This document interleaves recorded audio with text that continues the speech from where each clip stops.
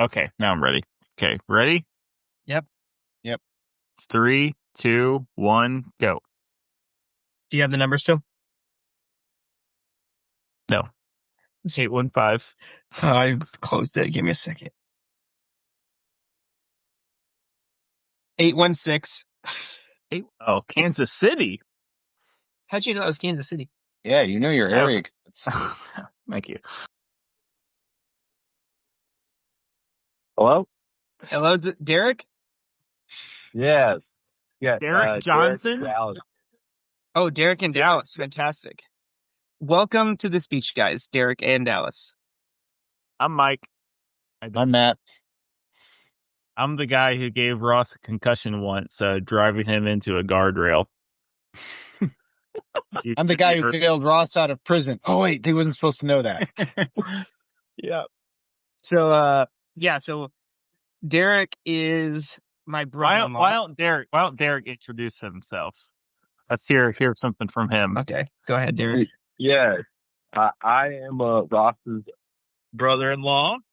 So I'm married to Julianne's sister, Tracy.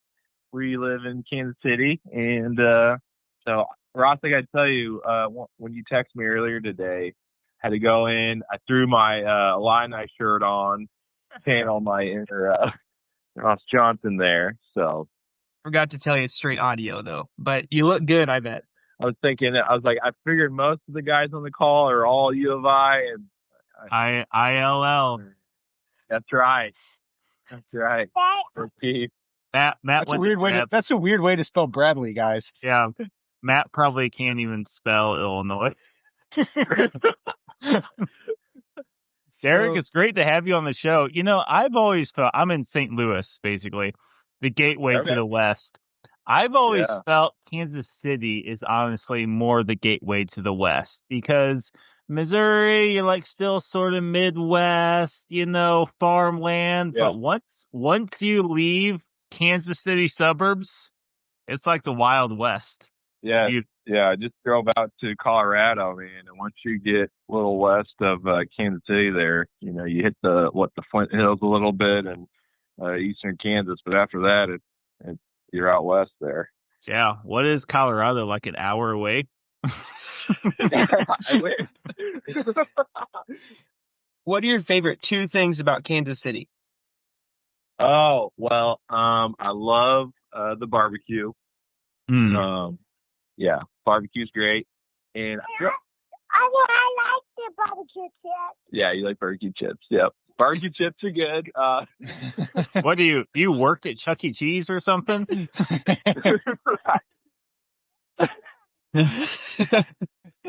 Yeah, I'd say it's got to be the barbecue and the people. I feel like while our crime rate might be climbing, I still feel like for the most part people are kind.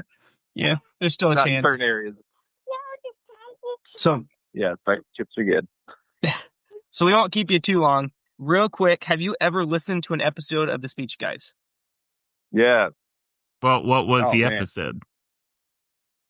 Well, the first episode, that was like years ago. I don't know how many years you guys have been doing this, but you guys have quite the lineup. Yeah, this is season 3. It's season 3 we're on. Mm-hmm. Yeah. So, I mean, you guys are putting out some content there. Mm-hmm.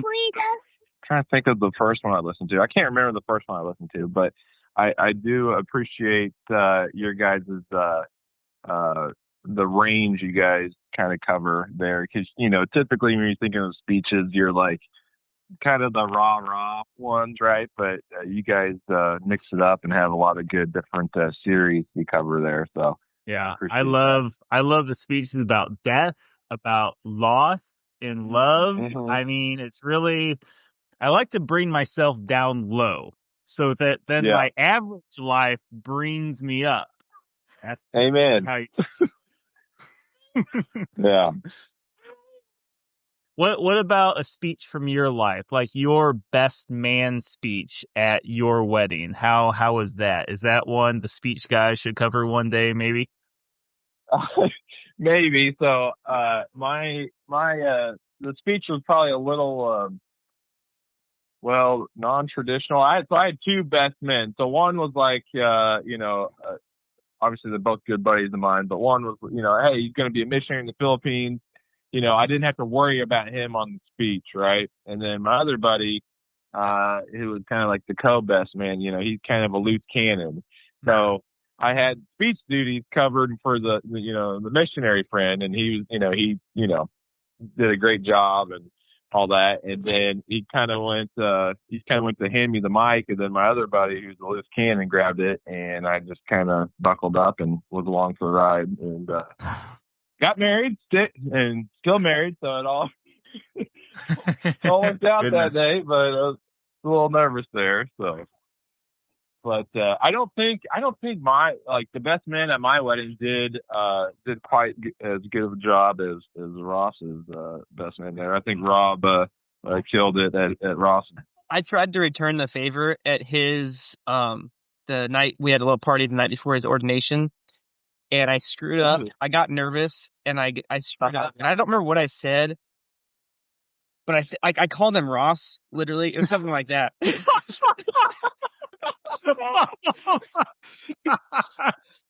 Yes. That's good. I never heard that story. That's awesome. I had a bourbon in my hand, and I think I made a funny joke about, I don't know, needing another one or something. Or maybe had too many. Is that speech recorded anywhere? We could analyze that one. I don't think so. Yeah. Okay, so Derek, sounds like you had one good best man speech, one mediocre. You had a forgettable speech guys experience. Let's jump to this episode. Nelson Mandela, second installment in our Speeches by Prisoners series. Anything you remember in particular about Nelson Mandela from grade school that you might pass on to your children at bedtime? Oh man. Ross, I wish you would have briefed me on what's the topic. Got to put you on the spot. When you say Nelson Mandela, I think of Morgan Freeman. Yeah, he was not one of the guys Rocky boxed. I know it sounds like that name. Yeah. Morgan Freeman played him in the Matt Damon film Invictus, I believe. Yes, that is correct. Yeah. Invictus. Yeah. Okay, well, let's hope your introduction of us is better than your memories of speeches and Nelson Mandela. Okay, wait, hold on. Dad's doing show business. This is show business. You're right. I'm working here.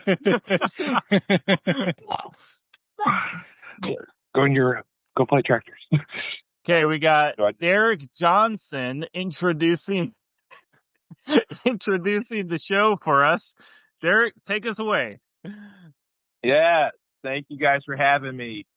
Matty I, Mikey Mike, and Ross the Boss Johnson there. Happy to introduce season 3, episode 41. We got Nelson Mandela speech, I'm prepared to die. Speech guys are going to kick this thing off for you. That's great. Okay, short and sweet to the job. point. I like it. Let's cue the music. Awesome.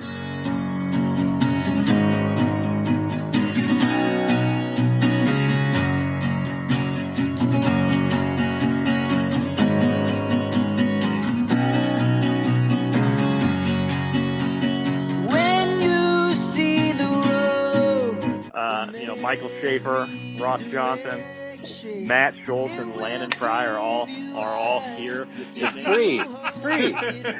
Perspective. I've been back in I'm just going to say it. I've been thinking it for 10 minutes. I don't want a podcast scared. Oh, yeah. ashes. Now I've seen the road. Pregnancy is a beautiful thing. Pregnancy is a gift. Shit. Oh, there are stories to tell. What kind of paint sticks to asteroids? Like, if you don't time your wall. Afraid some days, but the road will lead us to a better place. We are called to emerge from that default setting of self-involvement.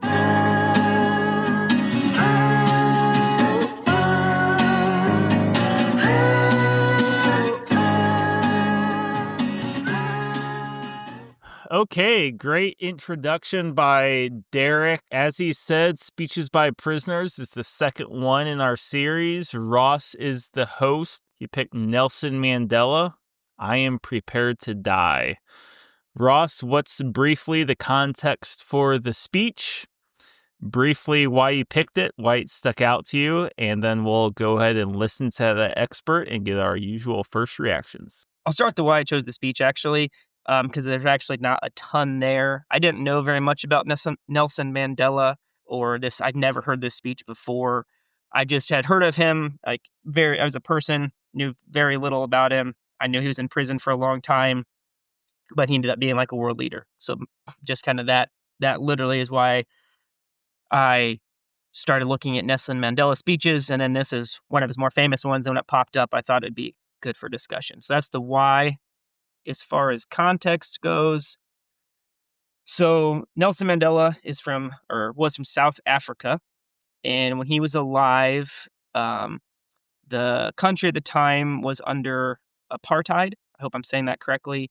The country was just ran on laws that were very racist against the native people, the black people that lived there, I guess.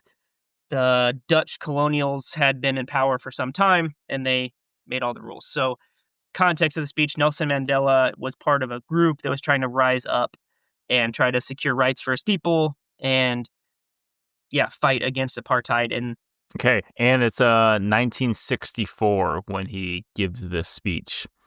And this is at the trial right before he is potentially sentenced to death. Obviously, he's not sentenced to death. But he sort of dares the judge to sentence him to death based upon his final words, I am prepared to die. So let's go ahead and take a listen to that speech and go from there. We want equal political rights because without them, our disabilities will be permanent.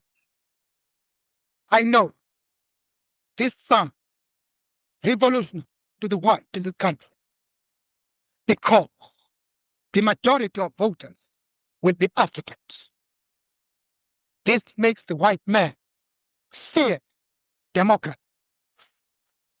But this fear cannot be allowed to stand in the way of the only solution which will guarantee racial harmony and freedom for all.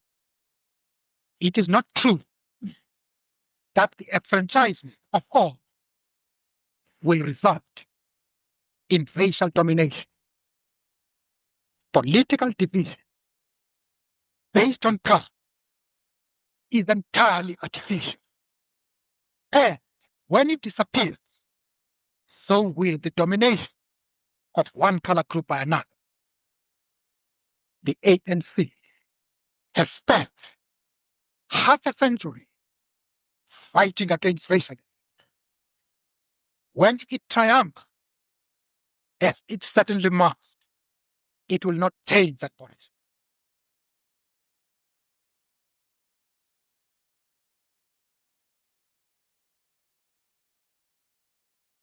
This then is what the ANC is fighting. Our struggle is a truly national. It is a struggle of the African inspired by our own suffering and our own experience. It is a struggle for the right to live. During my lifetime, I have dedicated my life to this struggle of the African people. I have fought against white domination, and I have fought against black domination. I have cherished the idea of a democratic and free society in which all persons will live together in harmony and with equal opportunity.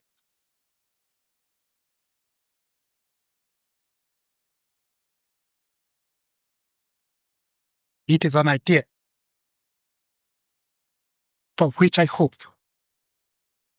to live for and to see realized.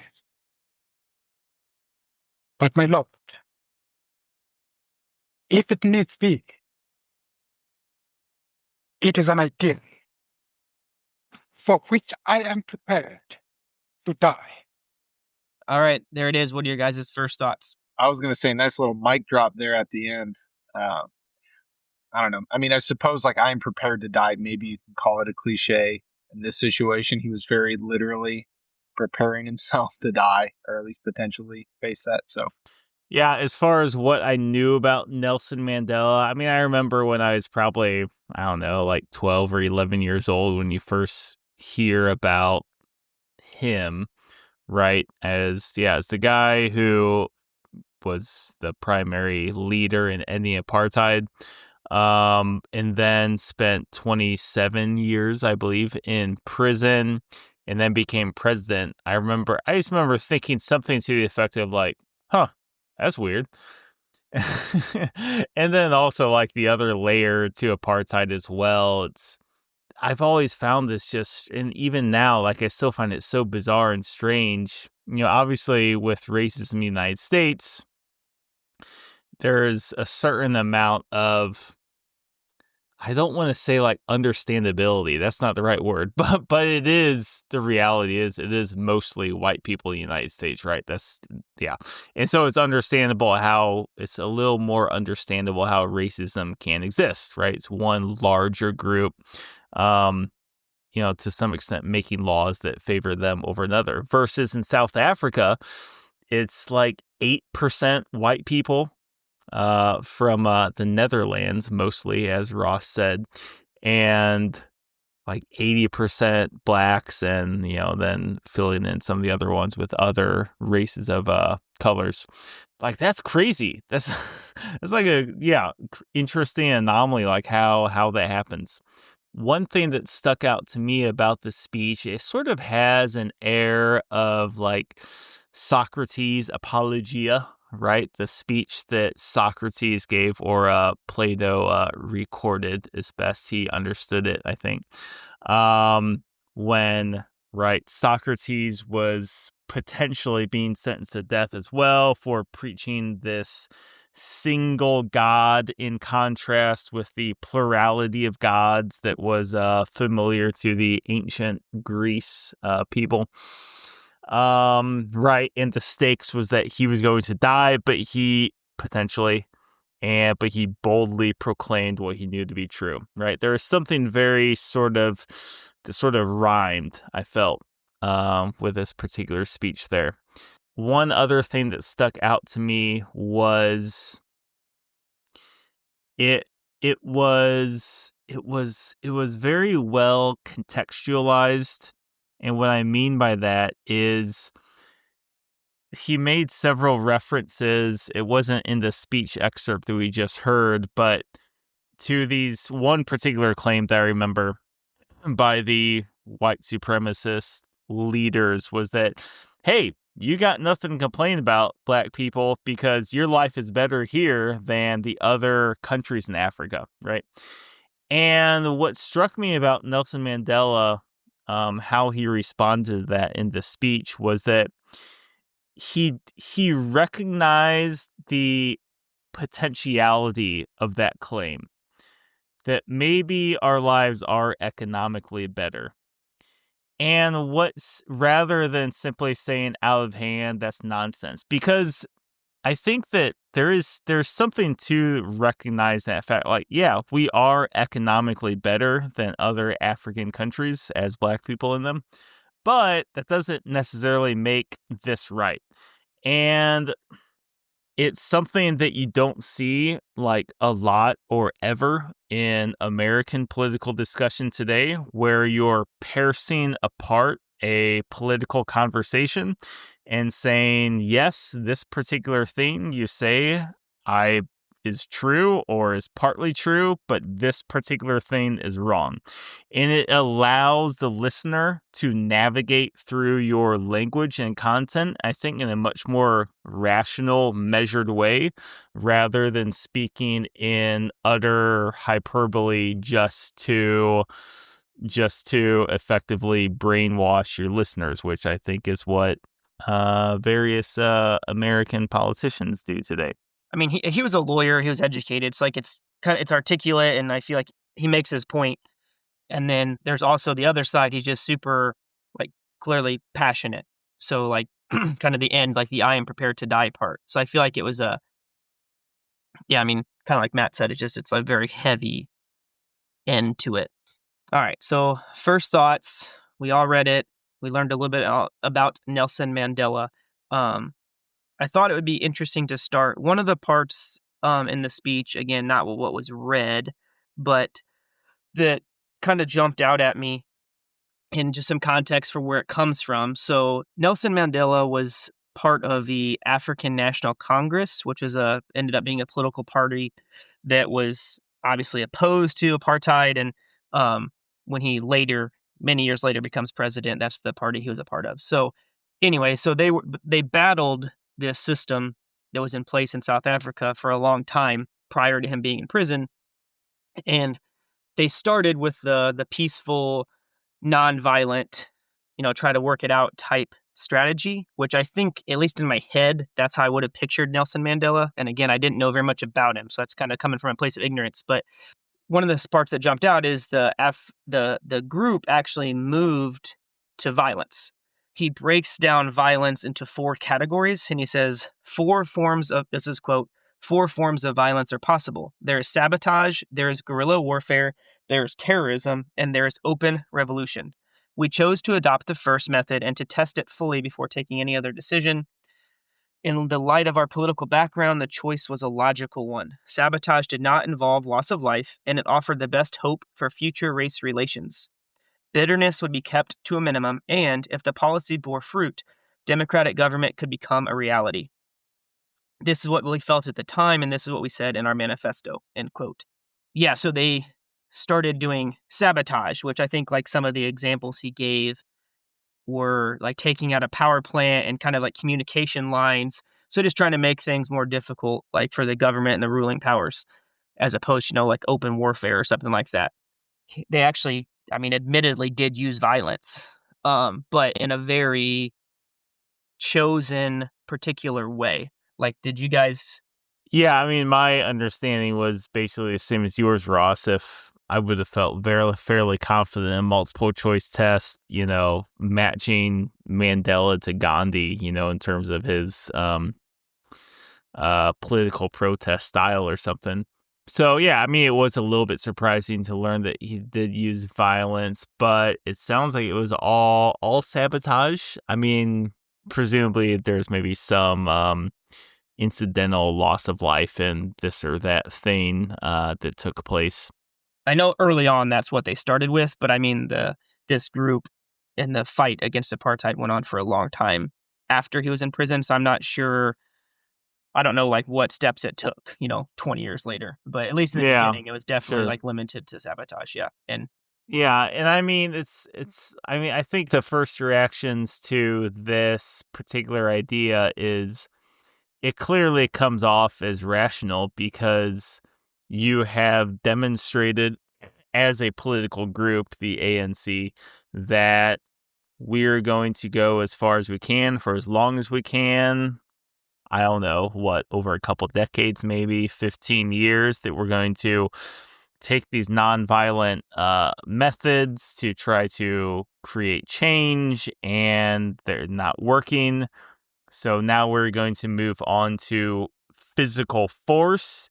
And by virtue of our experience as humans, it seems there's basically 4 categories, which to me, like, yeah, those seem about right. Sabotage, guerrilla, terrorism, open revolution. And they're sort of graded in this hierarchy. Yeah, sabotage is sort of the most menial, if you will. How that comes off, if I were someone who was white and on the fence in South Africa, like that could be a tipping point of moving into physical force at that sabotage level. It's like, okay, man, there's clearly something going on here. Maybe I am wrong in thinking this way. So at that level, like, yeah, it makes sense. It does get into an interesting moral matrix of like sin, right? When you get into right, you're infringing on other people's property, obviously, in sabotage. And so where exactly does that go? I don't necessarily know, but I am going to add one more thought before I pass on the baton here. I have thought occasionally, because Paul is always coming up in the first reading. Man, he's got a lot of podium in the mass readings. And you guys correct me if I'm wrong, but I feel like one of St. Paul's letters is something like, if you're a slave, just be a good slave. Like something like that. Yeah, there's some stuff to that effect. Yeah, that like it's not your responsibility to completely remake the world. Like you just have to live out your whatever role it is you have in the most Christian way possible. Yeah. So what I would say to that is, like, come on, St. Paul, like, easy for you to say you're not a slave. And so tying that to this, right, is effectively Black people in South Africa were living a kind of slave life, right? So it's like, where do you draw the line?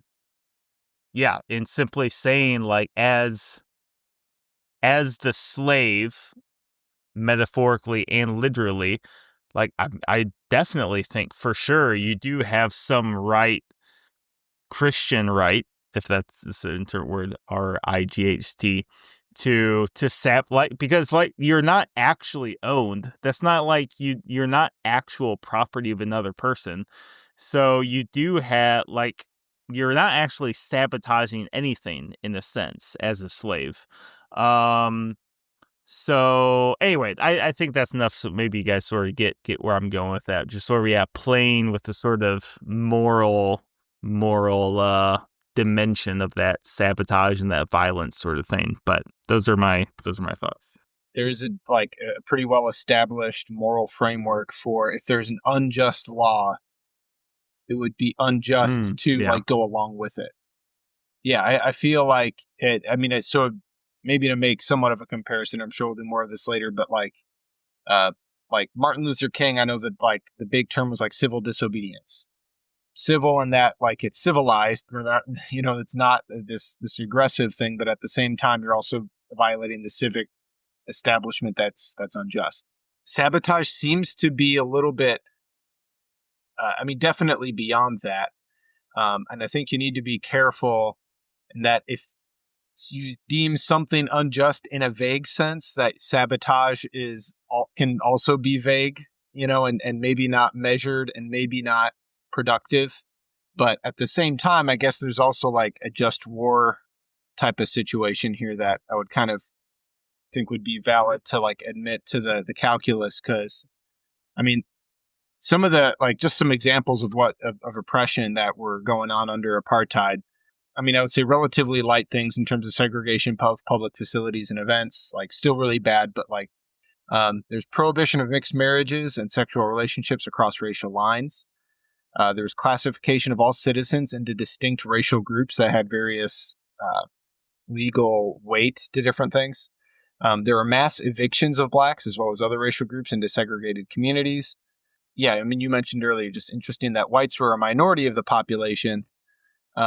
So I would say it's even more so that there's clearly not a democratic outlet to like enact the changes you want to see. You know what I mean? So I think all of those things being the case, like, yeah, I mean, there's some pretty serious stuff going on. And I think the serious level of response seems somewhat measured, even if there is a little bit of like, I don't know, moral vagary in regards to like sabotage in response to that. But yeah, I just think that this idea of kind of when to resort to sabotage is probably really hard because it just seems like, I mean, the world's broken. People do bad things, make bad decisions, there's bad laws. But it just, I don't know, it seems like everybody today is very angry about something. The right is very, like in America, the political right is very angry about abortion or, some of the new transgender laws and things. But then the political left is super angry about climate change and racism and things like that. And I think all of those things are probably good to have some like the people behind the thoughts behind those things all have legitimacy. So I feel like it's just hard to know, like, at what point have you really exhausted all peaceful means? And is it appropriate to move on to, would it be unjust to continue to go along with them? And so I was trying to just think of in my own life because like there's bad things going on today, but I've never resorted to sabotage either. So yeah, I just think that would just be a really hard thing to actually apply as far as at what point am I gonna switch. I think my response to that would be, okay, to put it very simply, you said bad things going on today, but where do you draw the line with, violence or something like that, or rebellion? But I think that in your heart that you're really not doing, everything you absolutely can in order to change, right? You vote, you have a great family, you help out in your community, but let's face it, you're no Nelson Mandela. None of us are, right? But if you were someone like who is a Nelson Mandela, who is going out year after year, day after day, month after month, infusing their community with these political ideas, and still nothing is changing, I think and you're doing this for a decade or 15 years.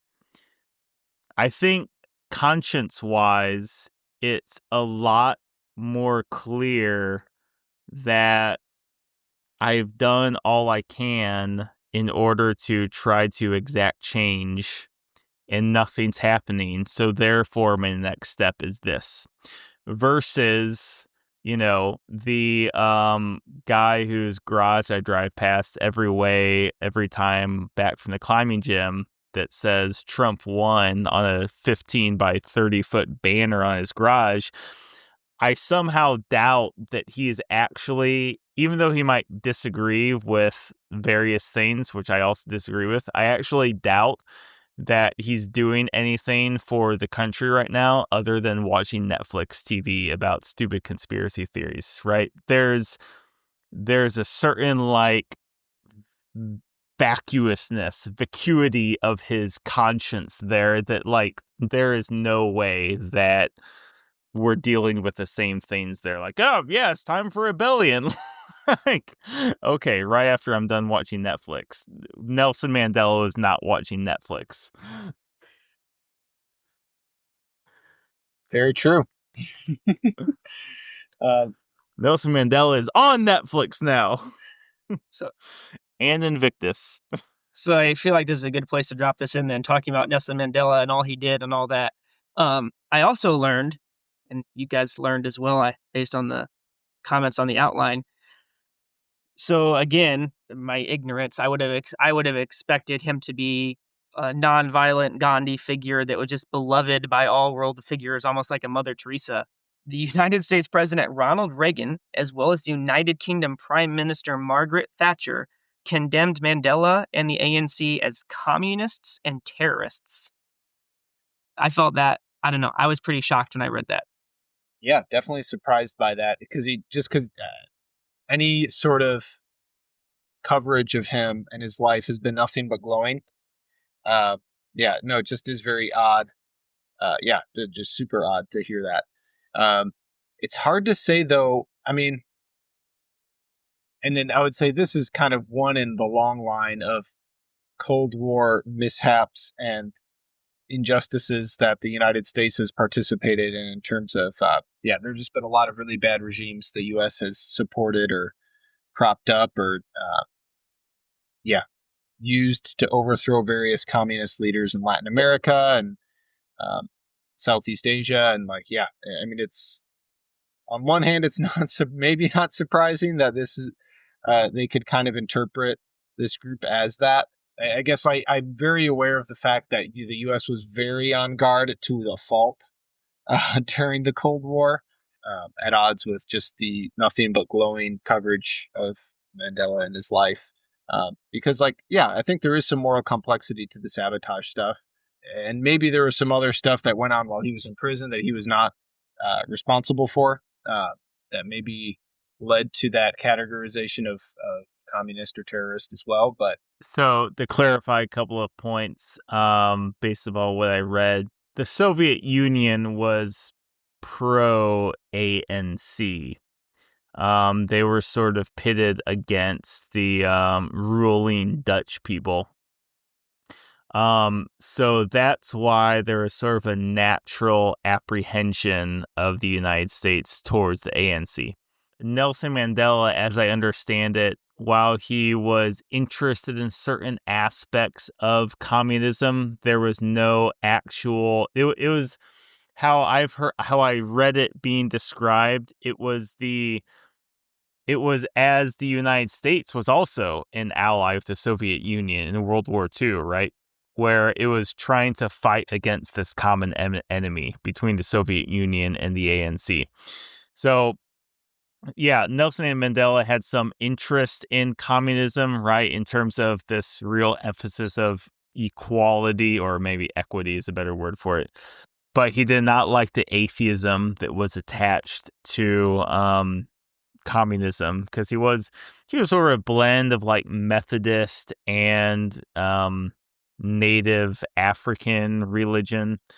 Yeah, so he definitely was not actually communist. I think it's pretty fair to say, but since there was that ally-ness, that's why Ronald Reagan and Margaret Thatcher, because I mean, hey, Rocky hadn't ended communism quite yet, so there was still trying to keep Soviet Union in place there. Well, I know I can't remember which of the articles you posted that I read this, but I know, so at one point Mandela said something to the effect of basically communists treated them better than the government had.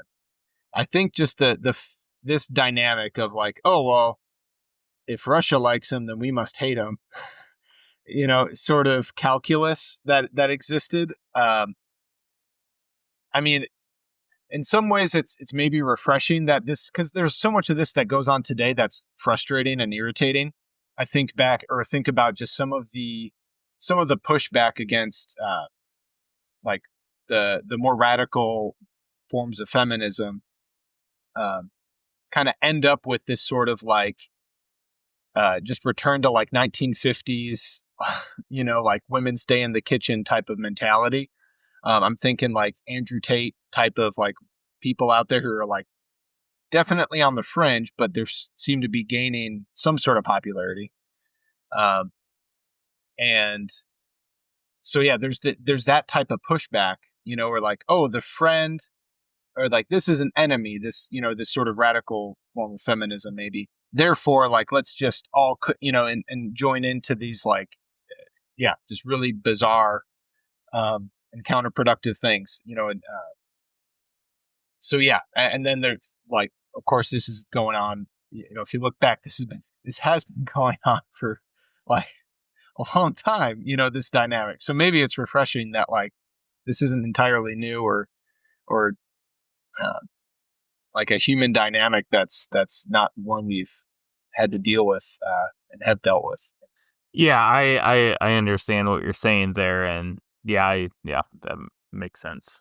I feel like it's hard sometimes, just based on media and stuff, obviously, to get good, concise, what different politicians or people believe or say, and with Twitter and stuff. I mean, it's just impossible to get just the straight, narrow, like what someone says or thinks. But it just kind of makes me wonder a little bit, like, so if you were an average American, when Reagan was president, like, just the fact that they're saying these things might make you kind of liable to believe them, especially at Cold War and stuff, right? And not that there's a Nelson Mandela right now necessarily, but it just makes you wonder, kind of like Matt said, because this is still a prevalent thing, this idea of, putting people as the enemy, and how, politicians seem today to, like, everybody's kind of grouped together. So, right, if Democrats have this idea, you're supposed to dislike it, or if Republicans have this idea, you're supposed to dislike it, or whatever. So it just kind of makes you wonder, like, it's just not difficult, but just, I mean, if there are more people like a Nelson Mandela that, in 100 years from now, they'll actually go down as this super impressive figure that, maybe changed the course or did a lot of good for the country. But right now we see is, like, they're seen in a very negative light, if that makes sense. Yeah, okay, so you're asking, is there a Nelson Mandela right now that we don't notice because they're seen so much in negative light? I'm not actually asking for the person, more just like playing with the thought of, when you hear things about people and stuff, Well, I mean, this is because I think this is a natural segue into the question you asked. You already stated this, but I feel like the U.S. has a lot of people who are very angry about various issues. But what is the last time you can think of someone saying, I am prepared to die? Some political or social leader. Yeah, so, I mean, let's sort of use that question to answer what you just entertained. Is there some Nelson Mandela out there that we don't notice because Ronald Reagan doesn't like them? Yeah, I mean, I'd say no. I'll give a very brief answer to give you guys some chance to jog a little bit. But yeah, I'd say no, because the political ethos feeds off of the medium through which we contain media, i.e. digitally, right? We are compelled to make decisions based upon just how quickly and how flashy, i.e. how loud and how angry you can make these political sentences come across the internet sphere. The politician who is willing to die, literally or metaphorically, to their ego and all the things attached to that doesn't sell well on Twitter, right? President Trump is just going to take a big fat dump on them, right? And then you have just the and then the massive left, the Met left, which just gobbles you up like a massive glob. Yeah, it's just that, I don't see that individual. I think, okay, I think here's a good way to tidy up my thought and be brief. I think those individuals do exist, but they exist in the communities right now. And I think that in the next 10 to 20 years, those individuals are going to begin to make a very profound difference in the political and social direction of our country. Dang, speech by a prophet right here. Yeah. Remember when we did the speech guy episode about speech Mike gave? So meta. You started very meta. Yeah, and I wonder if one element why it's so hard to find a modern Nelson is that I suppose, like, the 80s were still a decade marked by where there was like I was around for like 2 months in the 80s, so maybe not, at least from what I understand. Just a kid. What are you, 22? But I mean, there's this seemingly, and correct me if I'm wrong, our older listeners. Yeah, live a year and a couple of months. But it seemed like the United States was still very much on the same page about, like, yep, Russia's a problem, Cold War's still thing. We're united on that, at least to some, there seemed to be like a decent amount of national unity around that sort of stuff. just with like, just the immense division, without like any sort of unifying national direction, apparently. I feel like there would be a Nelson Mandela to either side. Someone who the right sees as a dangerous terrorist person who's actually like, they're actually not that bad. Like this might actually, maybe we should listen to them, and I could see there being another, Nelson Mandela, a communist or terrorist, so to speak, who's conservative, who the left would see as like, oh my gosh, this is terrifying. Echo what you said, Mike. I think that, the social media echo chamber dynamic, only exacerbates the difficulty of finding like the truth, right? Finding the true Mandelas out there that maybe are speaking truth to power, are acting boldly in a way that's scary, but also not 100% wrong. I lost you on that last couple sentences. Can you restate your last couple sentences? I guess I agree with you that the echo chamber in the digital media landscape makes it difficult to see I guess that makes it difficult to see any sort of truth out there. And therefore, if you're not able to discern what's true and false and what's conspiracy theory versus reality, it just makes it difficult to identify a true Nelson Mandela figure. And by that, I mean someone who is doing or saying things that are scary and pushing the limits, but also have a lot of truth. Yeah, but I would say that the true Nelson Mandela isn't even, and I'm just reiterating my previous point, the true Nelson Mandela isn't even on the internet.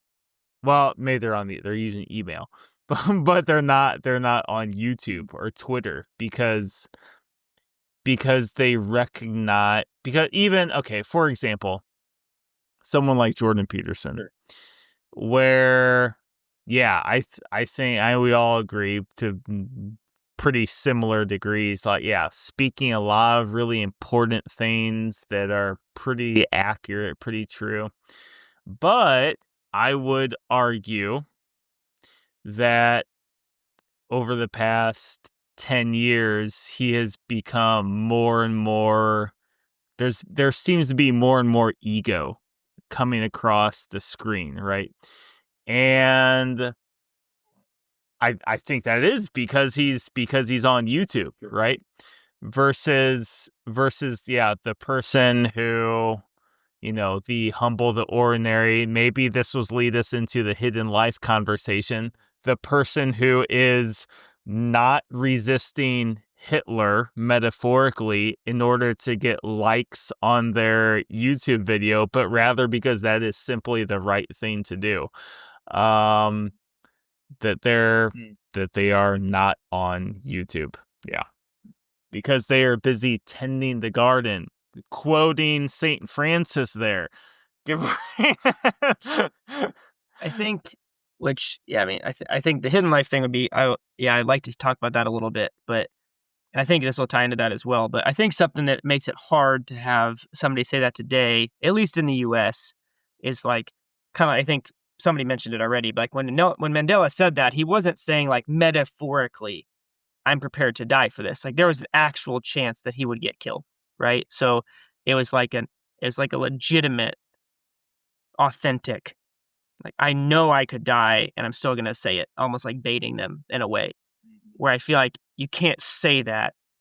It just doesn't come off as strong. If I'd say, I'm willing to die for insert the cause, but there's not an actual chance of me dying for it, it just seems like it just takes a lot of the weight off of it. It's a cheap rhetorical tool, not a real possibility.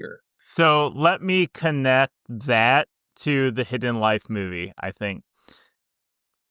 The thing is, though, that there is the metaphor and the literal, I am prepared to die, there's really not a big difference between those two things. Because the person who is willing to die when that, for example, I think it was the Columbine school shooting. That there was a young woman who was asked, and if it wasn't Columbine, it was one of the other obscene number of school shootings, who was asked by the shooter, "Do you believe in God?" Right? And she said, "Yeah," and she was killed. She obviously would have never anticipated, like, no, I'm going to practice dying to myself so that when the day comes to witness to Christ, that I'm okay with being shot, right? No, that was never a possibility in her mind until, 20 minutes before she died or something. The point is like that metaphorical disposition towards dying to oneself, that is what prepares you for, as in Nelson Mandela's case, being prepared to literally die, right? So, I don't know. I mean, just the point is just sort of like, it seemed like an interesting, useful way to sort of clarify what you're getting at there, is that even those today who, reality is, yeah, we live in a great country. You have very marginal reality of death to be concerned about. But that person who does metaphorically die to oneself every single day is going to be the person who literally dies to themselves when it counts. So, segue then into the hidden life that we keep referencing here. True story.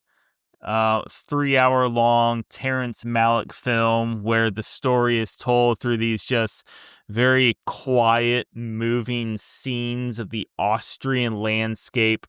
True story of a gentleman named Franz Jaagerstatter, something like that. A guy, just local farmer who resisted assenting to Hitler and his various doctrines, maybe late 1930s or so. He was encouraged by everyone, his wife, his mother-in-law, even his local bishop, to say, like, hey, just go along with Hitler. It's better, even if you don't believe it or whatever.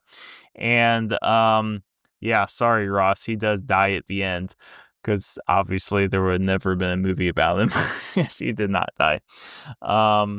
So anyway, that's just a tidy little way to emphasize the metaphorical dying to oneself is what sets you up for those rare occasions when you do literally die to oneself. Yeah. And YouTube does not help you do that. I like the idea. I mean, yeah, I agree that, dying to oneself daily prepares you to be able to make that jump if and when it would ever come. Yeah, so I like that. It's kind of like the whole, I feel like at least I was on the train in college, and I'm sure everybody else was, of like you got to make your bed every day, because just doing that simple task is going to help in so many numerous other ways as far as self-discipline and life and all of that. So yeah, I feel like I'm totally on board with that.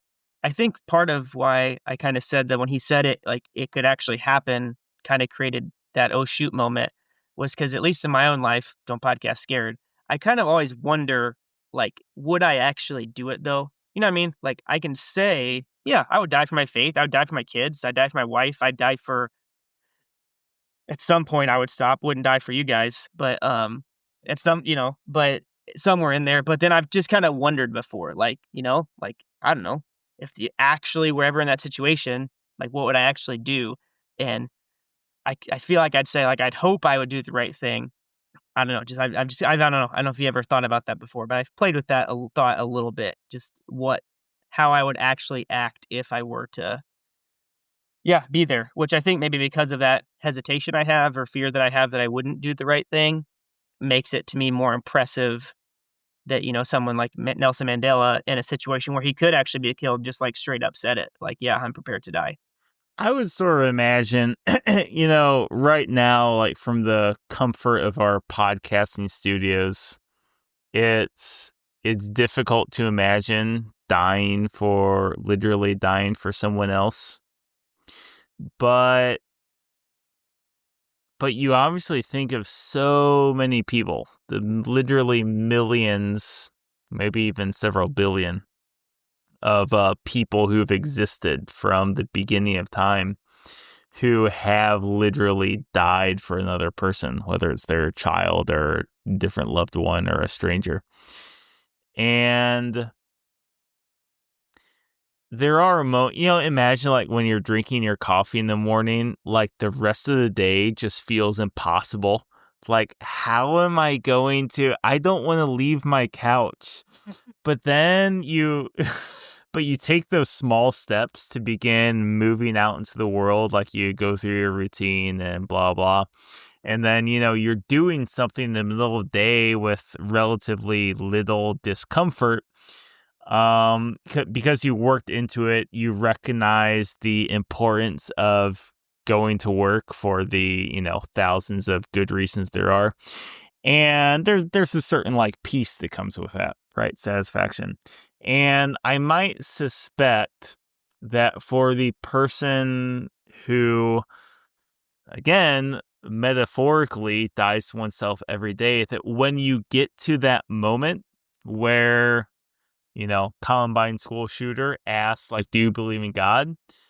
That you've been training for this. And like, yeah, you're not going to be like a bumbling goofball, like, oh yeah, I believe in God. Like, hey, I'm willing to die. No, it's like, I can't lie, and in those seconds before your life as you recognize is over, it's like there's a certain peace and contentment that comes with that. That's sort of how I speculate a moment like that would happen, where it's not this, it's maybe not this anxiety-inducing thing. If you've been living for this thing, it is a very natural course of action that that you have a certain capacity by grace to tolerate. Do you feel like that would apply to the end of life regardless? Like whether or not, someone's asking you if you believe in God, or, fighting to end apartheid, or some kind of epic cause, if it's just, I'm 87 years old, my heart's failing, like the end's coming. Well, the 87-year-old, the thing is, the 87-year-old is a little bit more naturally cognizant that, well, yeah, I'm old and life is over. But if you're 17 years old and being potentially shot in high school, like, that's a lot fewer people are going to have peace with that, right? Okay, where are we going with this? Okay, Matt, you go. I had a thought, but you go. Well, I kind of had it might be a slight pivot, but I think it kind of weaves a few of these points together, right? So,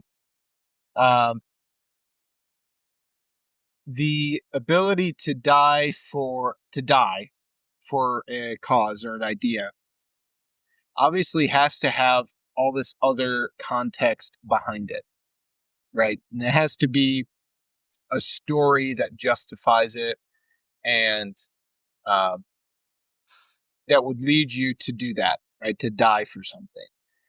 And I think it's the same plot points that lead you to varying degrees of violent acts against an evil, right? So I think to some degree, maybe that calculus is, maybe not calculus. I think maybe story, right? It's not like a moral calculus, but it adds to the moral story that you're living out. Cause like, and I know I don't know if we had mentioned Braveheart yet, but I would say maybe that's a similar plot in terms of like injustice and violent response, right? So everyone, at least I've yet to hear anyone say, oh yeah, Braveheart, he was totally immoral and took way too many, you know what I mean? Like, but it's just a moving story. He was a communist terrorist. He's a communist terrorist, like, well, yeah, I'm sure Longshanks thought so, but, but if let's say Longshanks increased taxes on the Scottish by 1 barrel of cabbage per family or something, right? And Braveheart starts, kicking ass and taking names. People are going to be like, what in the hell kind of story is this? This is ridiculous. You know what I mean? But he was literally like, not even encouraging these English noblemen to just sleep with the wives of these Scottish people to breed them out. Like, that's terrible. Holy freaking crap, man. And so, like, that's why, and he murdered his wife in front of him and whatever. So, but like, that's why, like, the violence was justified, right? It's this totally death. It's when someone's dealing death to you, like it's a measured like response, right? But I guess maybe where I'm going with this is I think when you're analyzing this story, right? And this is a really cool story. And when you're trying to like work out your own story of life and preparing yourself to die for something worth dying for, yeah, I guess just the I don't know, maybe I'm losing track here, but just weaving your story and like feeling it, but in a way that's tethered to reality. I suppose feeling is just like whatever, but yeah, just like reasonably feeling your story. I like the Braveheart reference. Maybe I get what you're saying. I get conceptually what you're saying.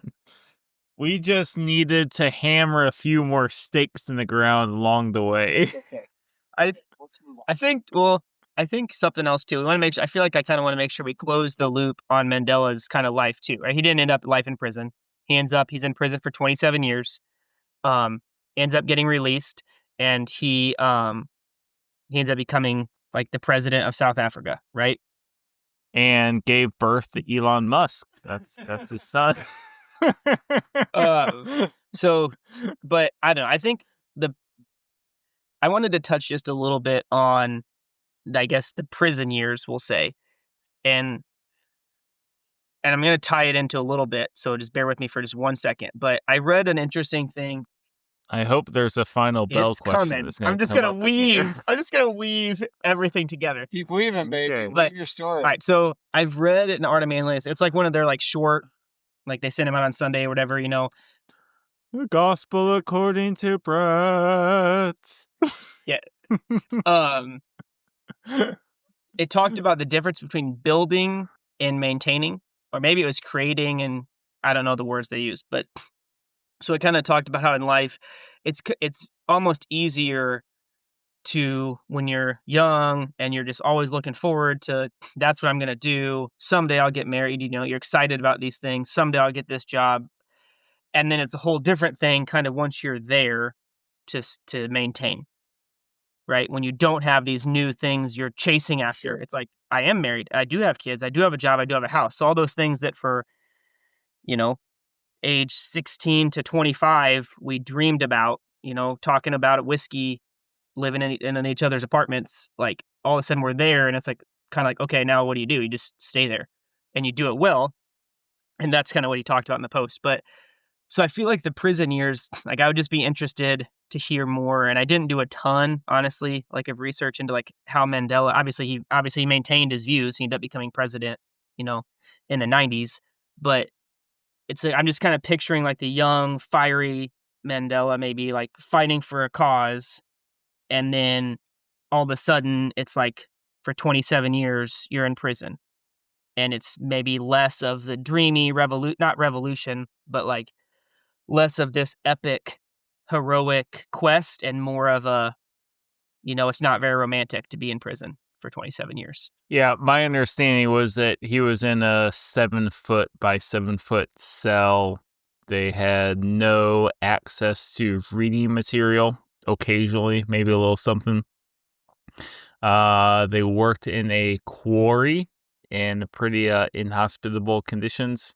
He was moved around a little bit. His later prison years were a little bit more amenable circumstances, but I mean, still prison.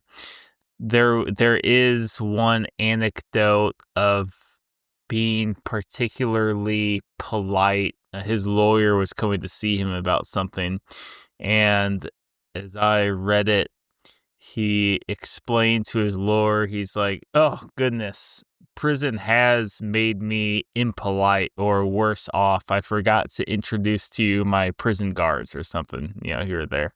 So, I mean, just the point, just a little bit light on his prison exit. He did spend a lot of time in solitary confinement where there was, quote, no beginning and no end. So anyway, I guess just the point is it does speak into just this profound fountain of energy and spirit that obviously came from his core, right? I mean, this sort of segues nicely into some of those things that we made some other notes about. Speaking frankly, there's a certain a lot of community leaders, I think, is the most accurate and succinct way to put it, of something like Black Lives Matter. There is a lot to say for just how the leaders present themselves, where it seems like aesthetic style seems like very, very important. And shoot, where is I exactly going with that? Just keep weaving. Oh, okay. I think it was this. The point is that, golly, they're sure even though, as I was discussing with Chris, there is certainly something there to anti-racism from an academic standpoint in Black Lives Matter. There's certainly something there, but it is so profoundly obscured by individuals who treat it more as a brand. And I think that what you observe or what Nelson Mandela witnessed to in his 27 years of imprisonment was that this was not a brand for him. This is what he was dying for, right? So, to connect points, understanding in more detail about what his time in prison was like helps clarify that vision where the spirit energy was coming from. Coming from a story, man. Coming from a story. I think I would have been doing pull-ups in prison. Gotta be able to do that 512 when I get out. Punching holes in the concrete. I don't know if we want to jump into this too much before we kind of close it up, but it kind of makes me think about when you were talking about, he kept his fiery spirit. It made me think about, because we're talking about things you're willing to die for, right? So I remember when we were I was at Neighbor House in college, and the question posed, which I don't think I understood, but I didn't really understand at the time. The question posed was would you die for your wife? Again, we're all 20 years old. We were like, yep, we would. And then the follow-up was would you give up Friday night or something like that? And there's kind of a pause, and people there's almost a sense sometimes of Wait, what do you mean? Would you give up going out on Friday night? Yeah. For So your wife? would I skip my podcast on Thursday, or, the next camping trip or something like that? Something that's objectively much smaller than dying, but for some reason people pause before they answer the absolute, of course I would. Right. So to kind of tie it in, I feel from him, I guess it's just impressive that he was able to keep that, just the fiery spirit. So again, kind of the Don't Podcast Scared, which Matt, maybe you can speak to it some too.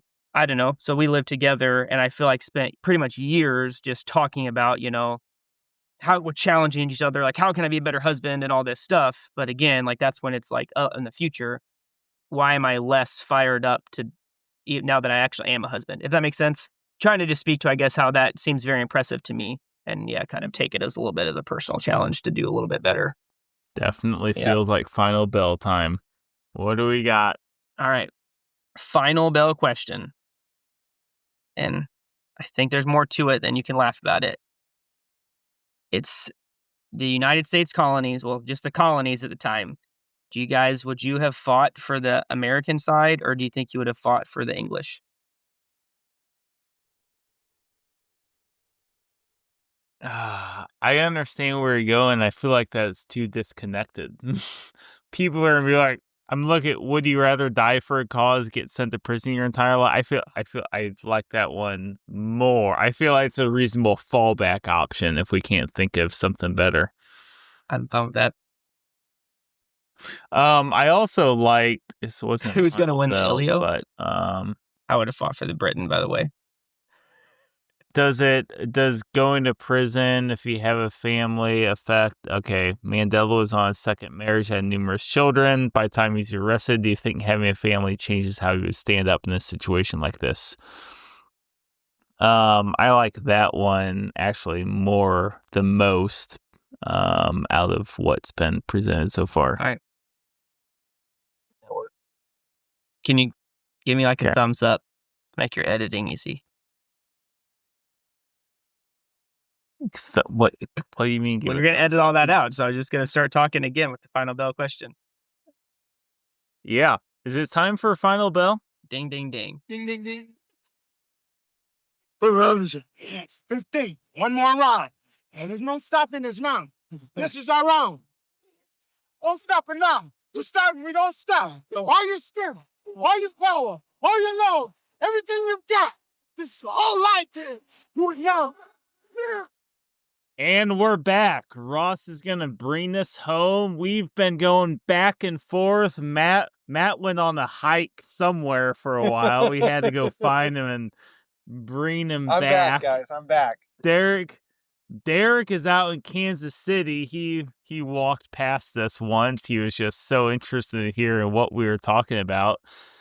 But Ross, we're back at your feet again. We're nestled around the fireplace. We're in our jammies. What's going to bring us home? All right. So Nelson Mandela, at the time of this speech, he was on his second marriage. He had kids. So he's got a family. Do you guys think having a family, being married, having children, would change how you would have to act in a situation like that? Would it change how you were willing to die, to go to prison, to respond in a situation like this?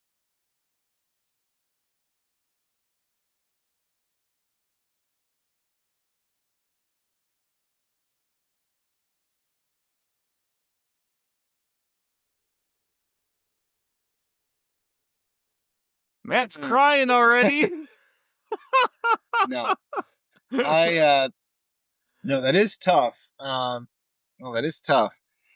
I would say on one hand, I think I would probably hold off on being on like the front lines of any sort of violent exchange or resistance. Like, let's say there was, let's say things got a little past the sabotage stage, and started getting more towards guerrilla warfare or whatnot.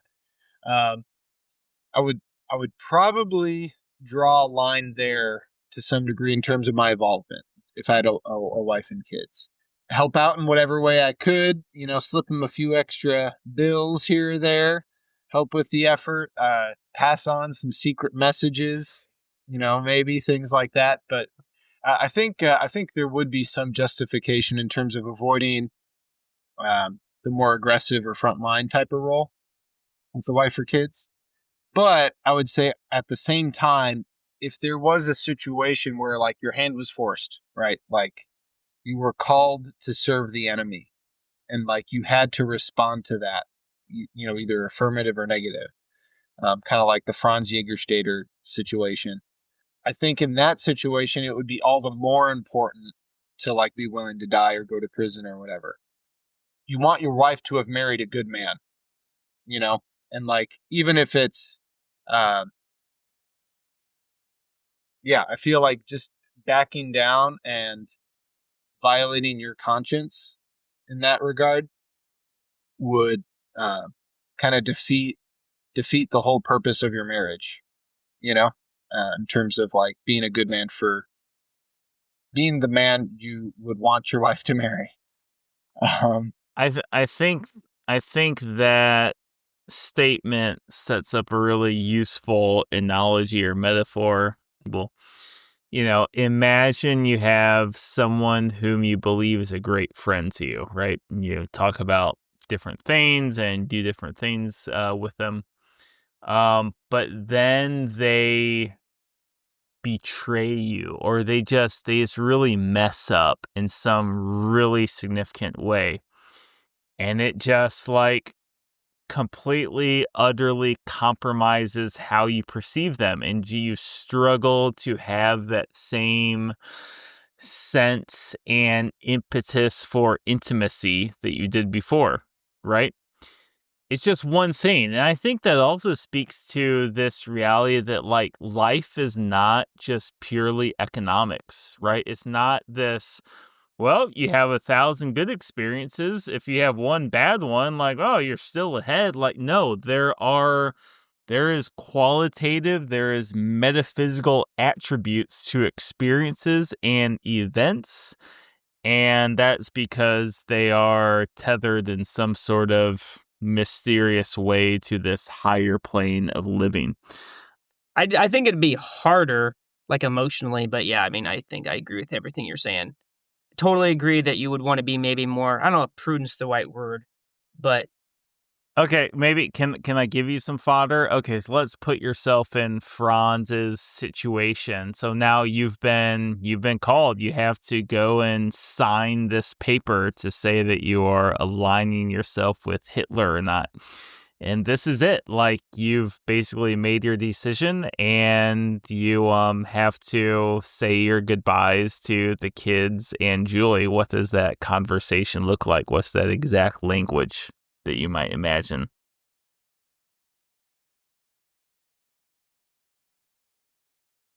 And that's right now. There's not, it's not in 15 years when I'm they're trying to older. put Julie's face on yours right now to make it more real, but it's harder. The beard's throwing me off.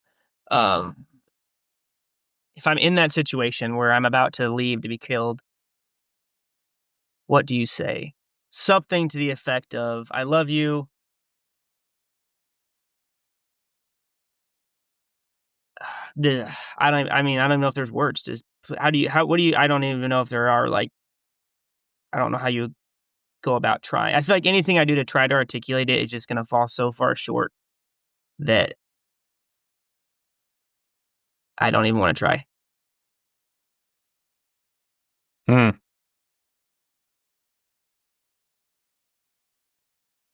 Okay. I don't know. Maybe I'll play with that question. It was going to be like inauthentic. I was like, picture myself in a movie. Like, I love you. They'll get it when they're older. I'm in my Arlo voice. And it's just like, it just is just so lame. Like, what did he say in the movie? I've never seen the movie. I'd kiss her for sure. I don't remember. I mean, I feel like there were several smaller dialogues. It wasn't like this one big repetitive. Yeah. Yeah. I would have to rewatch the movie to see exactly. Yeah, because there's several letters he writes from prison. Well, I think to put a little bit extra like texture to Matt's answer, I think, because there are a lot of things that we observe in the world. It's like, oh gosh, that's so bad. I'm not doing enough to, resolve this evil or something. Right. And there's obviously a lot of like guilt and shame attached to that sort of internal experience of things. But Franz's situation is, like Madden, like has come up already. It's a really, really profound, since it is a true story, it is a really profound testament to the power of being faithful to your vocation, right? Like, okay, there was this bishop in the movie too, who probably was like at least fairly sincere in his desire to be a priest, but in reality, he's the bad guy in this story. He majorly failed. He obviously had all this influence and all this other stuff attached to influence, but Franz is the hero in the story. To have a Terrence Malick film about you, quoting T.S. Eliot, which goes something like, half of the world's good is owed to people lying in unmarked, unvisited graves. Something like that is a quote that appears at the end of the film. Like, that that's it. Like there's just no getting around the power of Franz's faithfulness to his vocation there. And he wasn't on the front lines, obviously, trying to shove some lead up Hitler's butt. He just simply farmed, and then once the time came to either sign his name or not, he knew what he had to do. In the film, was his wife at all reserved about him doing what he did? Oh yeah, she was against it. Because I don't know if she was wholesale against it. Was she? The reason I ask, and I haven't seen the movie, I'm pretty sure she was against it. Definitely not encouraging. Her mother-in-law, his mother-in-law was very much against it. Yeah. I want to say that she was understanding though. She didn't like it. I really don't think so. Maybe something a little more new. Definitely not encouraging. Yeah, I don't. I just feel like that would also be a super hard place to be, in the sense of like you hear about when people what's that movie Silence with Liam Neeson, and he does he renounces the faith, right? And I feel like that'd be like a common thing a lot of people would say would be like, just say it, you don't have to mean it, which I'm assuming people said in the movie to him, just sign it. But the role of her, I feel like would be a bit I don't know if I'd say equally as hard in a different way, but to let him go, let him go, knowing that what he's leaving behind. But that there's a certain I've been thinking a lot about this recently. I think as far as it goes with her, man, I think this is the best word for it. You guys might disagree, but there's a certain quality of agnosticism, I think, that's really important for life. Whereas, and I think agnosticism in the sense, and I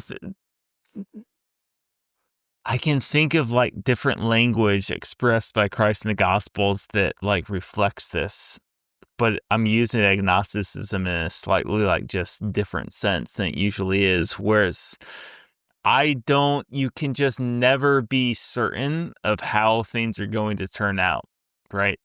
It's so easy. I can think of different people who this is the life plan and this is how things are going to go.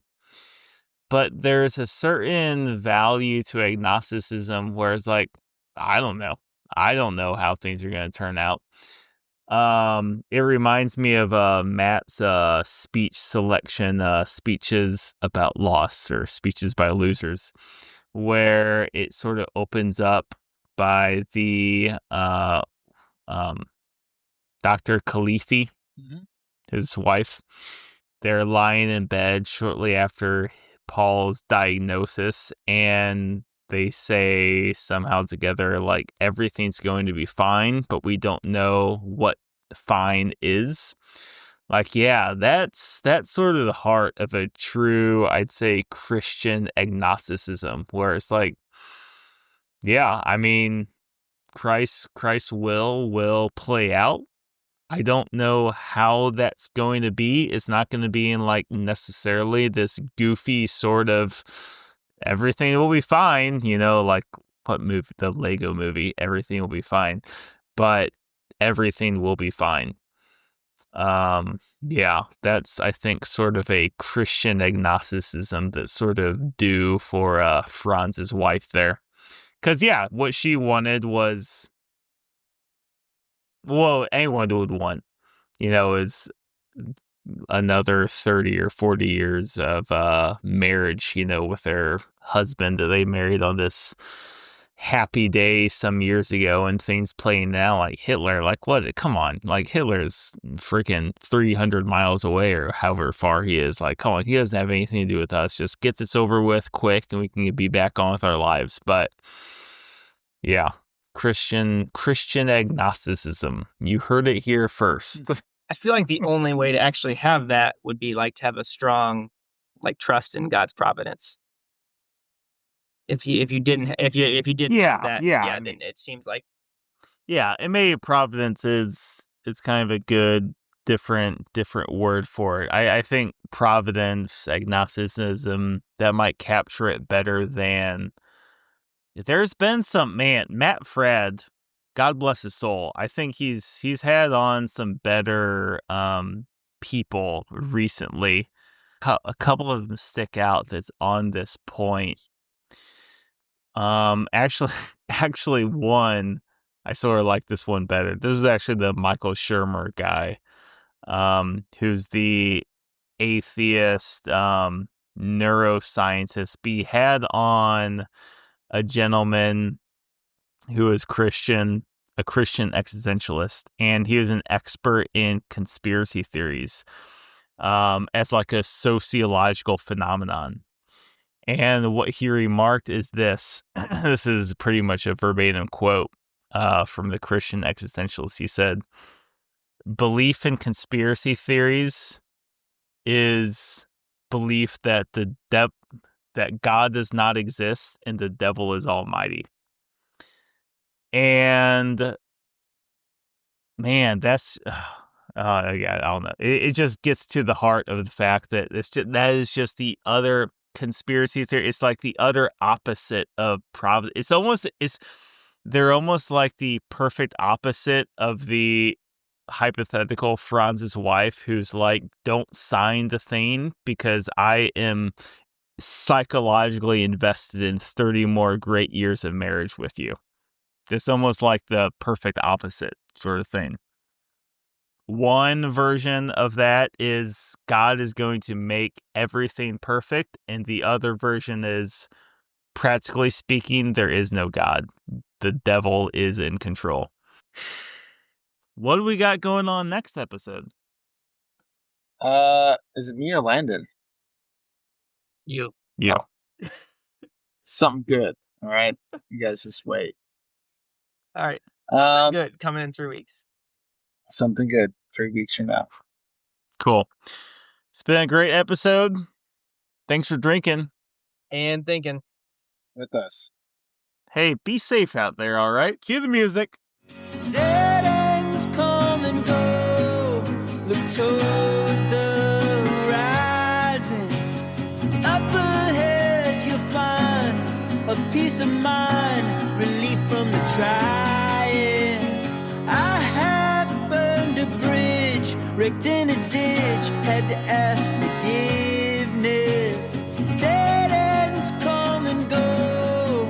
Look toward the horizon. Oh, there are stories to tell. The times we grew and the times we fell. Oh, I've been afraid some days, but the road will lead us to a better place. The road will lead us to a better place.